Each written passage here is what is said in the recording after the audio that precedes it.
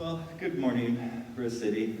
It's good to be with you all this morning on the first. Is today the first day of Advent, or was it the week leading up to it? No, this is the first. Today's the first day of Advent. Great. Today's the day.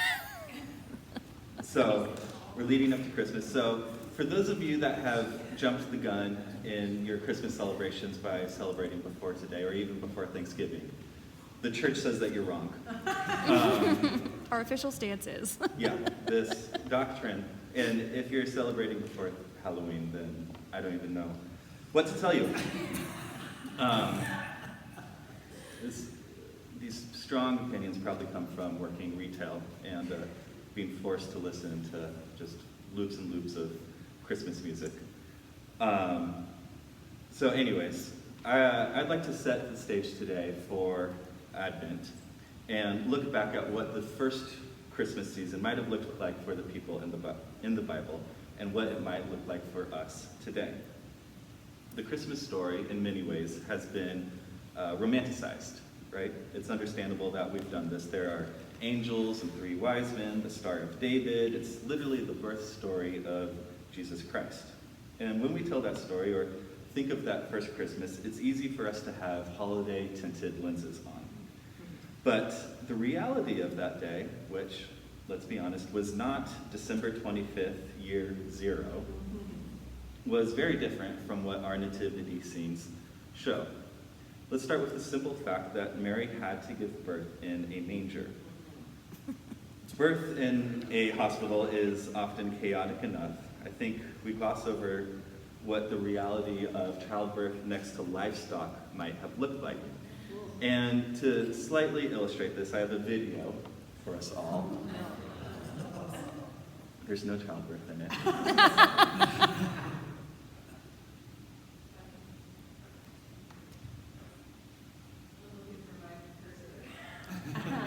You got this.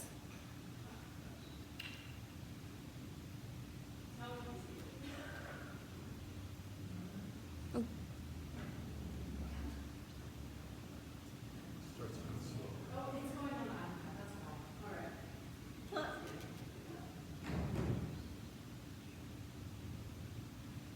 There it is. Hey.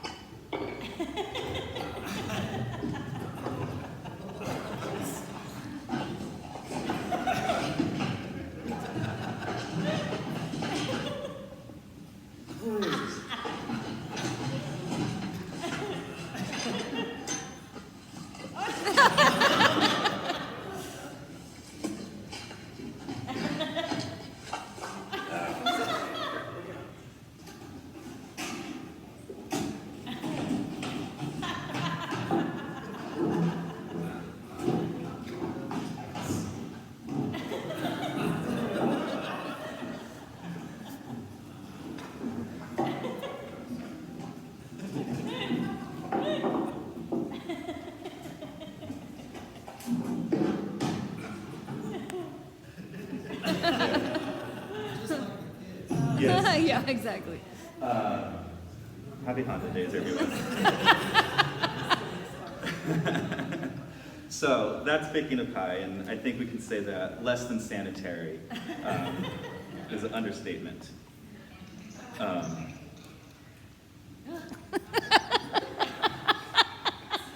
Birth, so just, I can't even imagine what Mary had to go through, and Joseph is like holding up her legs and a cow comes in, and, we can really illustrate, paint a picture. So,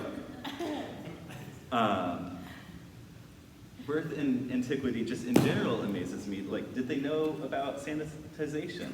What, how did Joseph cut the umbilical cord? I remember when Clara was born, I was really anxious and excited to cut her umbilical cord. And I don't know if this is a C-section thing or just the doctor So when she came out, they cut the cord, cleaned her up, and then I was able to cut it again. They're like, you have, this, 4 inches to cut it again. And I was still nervous because I thought somehow this would impact if she had an innie or an outie belly button. And then looking back, I was like, oh, that was just purely ceremonial. They were just like, here, you get to do something. And then when we had Isla, I was less nervous or less excited for it because I'm like, it's not that big a deal. But Isla was not a C-section, so when the doctor said, do you want to cut the umbilical cord, she was still very much attached. And I was like, oh, this is the real deal. And Joseph, I assume because there's no mention of a midwife, had to do this in a manger. So it's this hecticness that Jesus entered the world into on a micro level, right? The circumstances that were impacting just his family. But of course, there were also world or national events going on at the same time. And that's kind of the combination that I want to discuss to you after I read our text. Because not only was childbirth stressful for Mary and Joseph, but the world at large was stressful. So I'll read our text now, and then we'll discuss. It's from Luke. In the days of King Herod of Judea, there was a priest named Zechariah who belonged to the priestly order of Abijah. His wife was descended from the daughters of Aaron, and her name was Elizabeth. Both of them were righteous before God, living blamelessly according to all the commandments and regulations of the Lord. But they had no children because Elizabeth was barren, and both were getting on in years. Once, when he was serving as priest before God during his section's turn of duty, he was chosen by lot, according to the custom of the priesthood, to enter the sanctuary of the Lord to offer incense. Now at the time of the incense offering, the whole assembly of the people was praying outside. Then there appeared to him an angel of the Lord, standing at the right side of the altar of incense. When Zechariah saw him, he was terrified, and fear overwhelmed him. But the angel said to him, "Do not be afraid, Zechariah, for your prayer has been heard. Your wife Elizabeth will bear you a son, and you will name him John." The word of the Lord. So one of the tightropes that we as Christians walk is that we believe and know that good days are coming, even if good days are not happening right now. One of our core beliefs is that God will redeem the world, that this broken state of the world where there is war and disease is not the final outcome. That being said, there is very much war and disease and famine and racism and sexism and a whole host of other plagues that persist today. And even though we know that things will get better, that does not give us permission to ignore how things are today.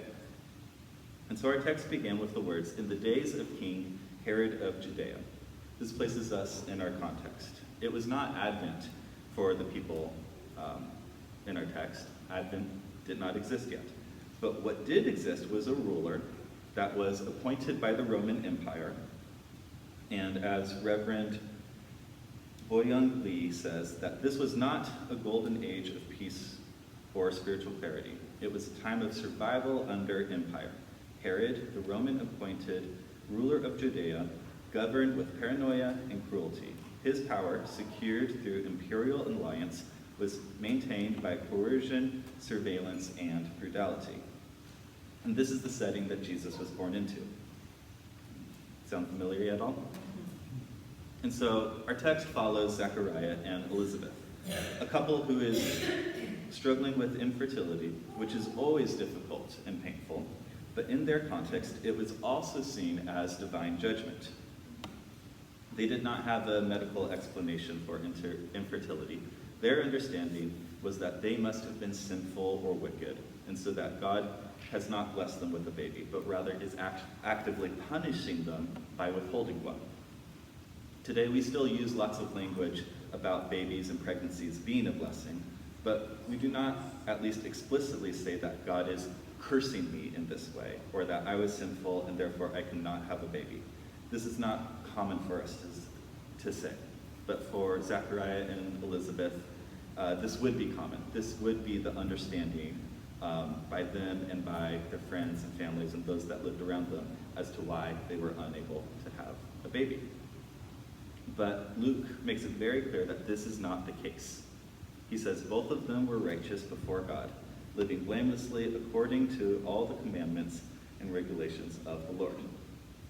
Their infertility, of course, is not due to their sin. And even though, if they knew this in their heads, I'm sure their hearts would be troubled. Of course, they could pass the true or false, quiz. I am to blame for this, true or false? False. But do they believe it deep down? I don't know. It's hard to shed these cultural beliefs. And so this is the point in history that Zechariah and Elizabeth find themselves.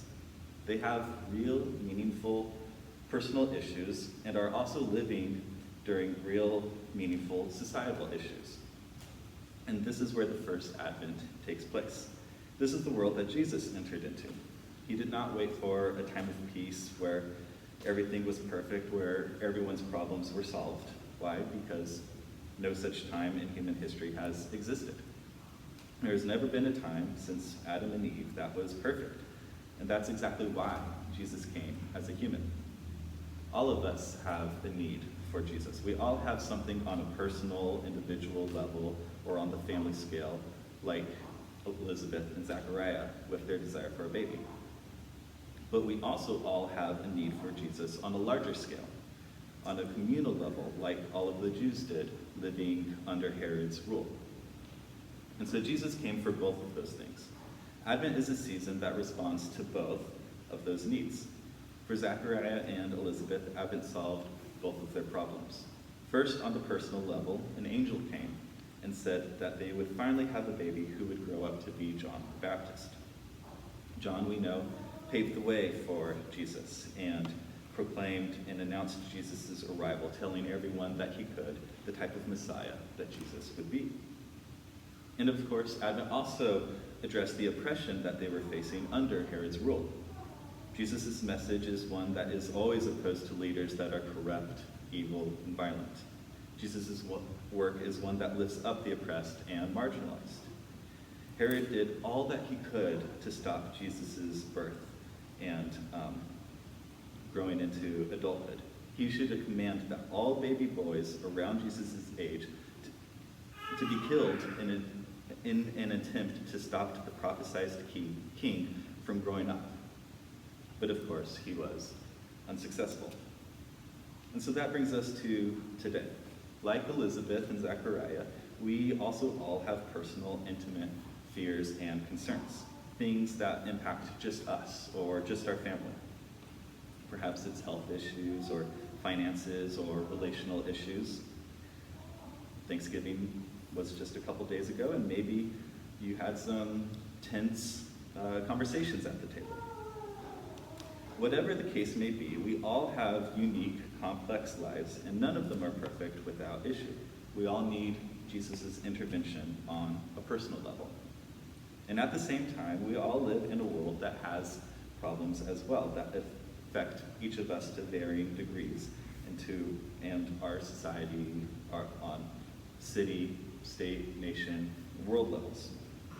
ICE raids continue, war in Ukraine continues, there's ceasefire in Gaza, yet I still hear of violence continuing, and the work of rebuilding and healing that area will take generations.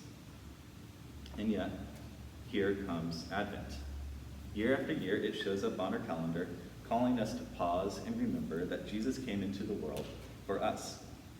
He did not come into a perfect world, but he came into the real world with real issues that he cared about. If you're like me, sometimes it's hard to know how to care about everything equally or appropriately. Maybe you diminish your own suffering because there are people in the world that have it worse. Or the opposite could be true. How can you have the mental space to care about the suffering of others when your own home is falling apart? And in the midst of all of this, we're supposed to prepare for Christmas.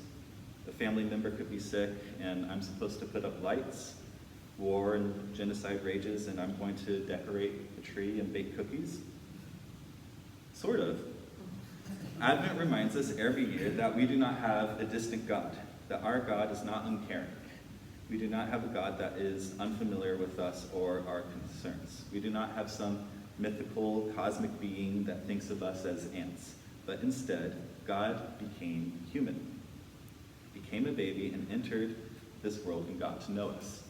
Zechariah and Elizabeth were Jesus' aunt and uncle. Mary and Joseph fled as refugees to Egypt to avoid Herod's hunting of him. So these are stories that Jesus would have grown up with. He was a human who lived a human life.